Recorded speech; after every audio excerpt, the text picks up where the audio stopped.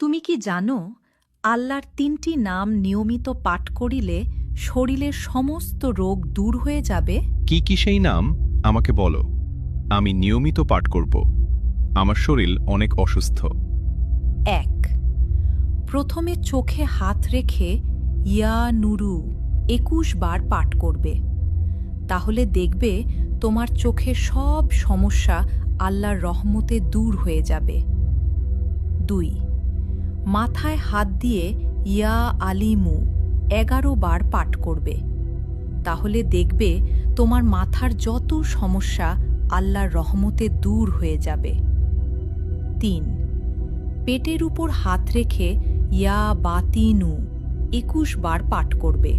তাহলে দেখবে তোমার পেটের সব রোগ দূর হয়ে যাবে ইনশাআল্লাহ। ভিডিওটি সবাই শেয়ার করে অন্যদের দেখার সুযোগ করে দিবেন।